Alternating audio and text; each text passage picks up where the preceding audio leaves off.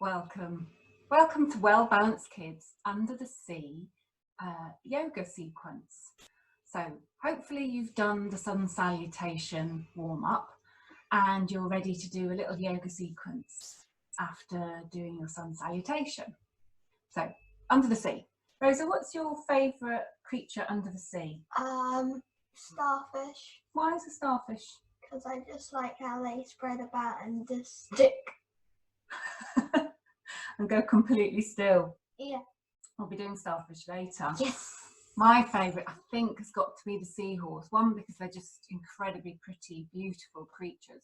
But two, I think they're the only creatures in the world that the male carries the babies. It's the male seahorse that gets pregnant and carries the baby. Fancy that, hey? Crazy.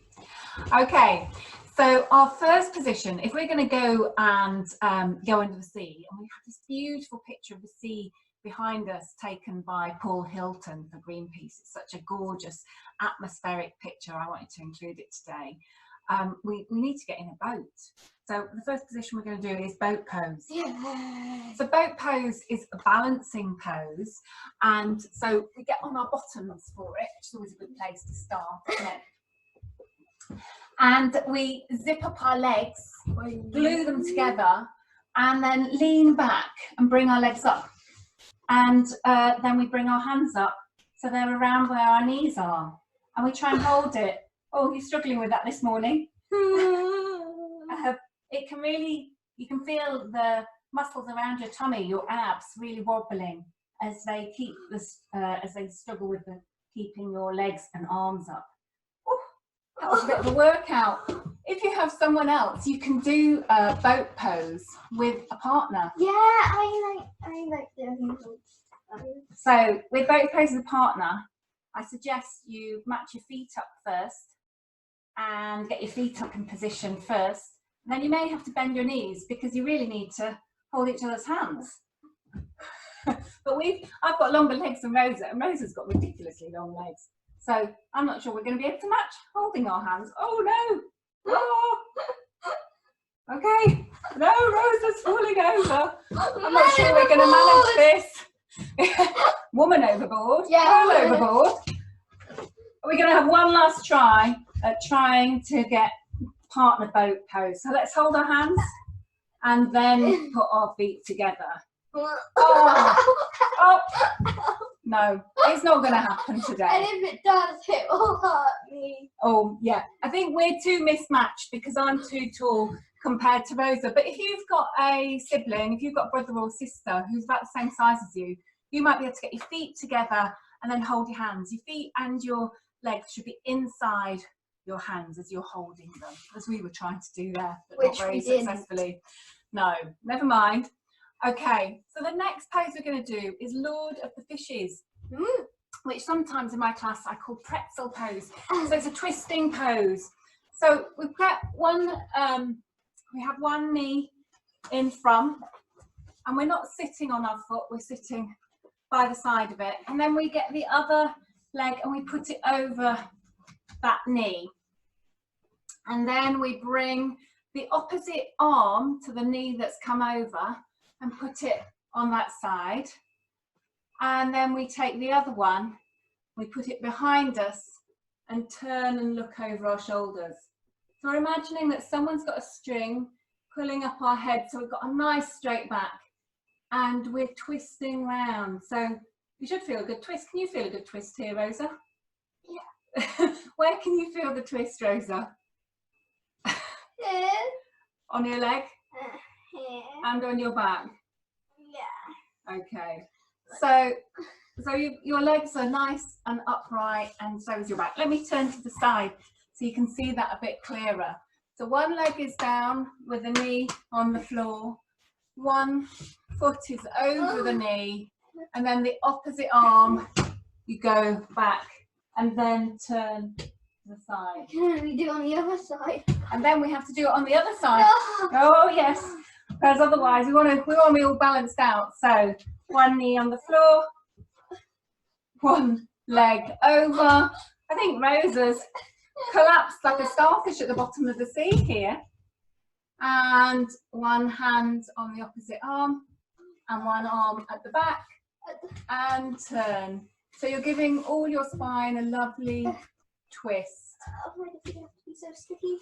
Are you giving it another try, Rosa? On this side, yes. Okay. And let's come out of that because it's a little bit of a tricky pose. Yes. And do fish face. Yeah. So fish face is a really great way for exercising your face muscles. And if you've got parents around who are worried about their wrinkles, then you can tell them that this is a really good way to keep the wrinkles at bay. Okay, so for fish face, we suck in our cheeks and make a little face like a fish. And we can make funny fish noises, can't we? So Rosa loves doing this. Really good for exercising these muscles here. I can't do it because I just keep laughing. If you can do it, if you don't laugh, of course. Okay, so we're moving on from fish face, even though it is so much fun. And we're going to go and do shark pose because there's lots of sharks under the sea, isn't there? Well, maybe not round in the English Channel, but elsewhere. So for shark pose, we lie flat on our tummies. Oh, shark. And again, we zip up our legs and we point our toes directly away from us. And we bring our hands behind our backs with our hands clasped together on our bottoms. And then on the count of 3, we're going to bring our head and our feet and our arms up as high as we can, but not so high that we hurt ourselves. So just do it gently the way you feel is comfortable. So 3, 2, 1, and up you come. So bring your head, you should be still looking down at the floor, but you bring your head up high, your feet up high, and your hands up high. And down we come. I feel comfortable like this. Rosa feels most comfortable lying on the floor. I wonder why. Maybe you didn't get quite enough sleep last night. No. So next we're going to do a dolphin pose. Dolphin. And dolphin's a bit like downward dog, like we do in the sun salutation. Except rather than resting on your hands, you rest on your forearms. That's this bit between your elbows and your hands. I can kind of do a dolphin. Oh, can you do a dolphin noise? What noise does dolphins make? That's quite convincing. Maybe you could do your own dolphin noises at home. Okay. That was me not trying. Let's go into downward dog and go from down. So we've got our feet hip width apart. We're pushing back from our hands with our bottoms in the air, and then bring ourselves down onto our forearms with our hands together. So your head will be much closer to the ground. You're still pushing back from your arms and trying to get your heels to the ground if you can, and looking at where your belly button would be if it dropped to the floor for dolphin pose. I don't think dolphins have belly buttons. You know, she's right. I don't think they have belly buttons either, but I could be wrong because I'm not a marine biologist. So Neither am I, but I can see that that's a dolphin there. that's not a dolphin. That's a fish. That's a dolphin.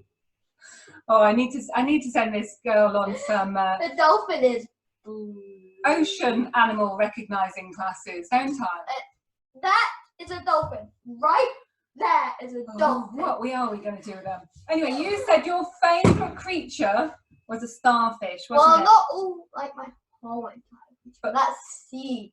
Favourite under the sea creature is a starfish. So we're going to do starfish pose. So I'm going to do this standing up, but you can do this lying down. I just thought you might not see it very well if I'm lying down.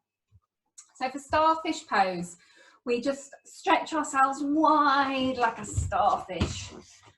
And so feet turned out, hands turned out, and you can do it either standing up or lying down. I want to do lying down, and I wonder why that is.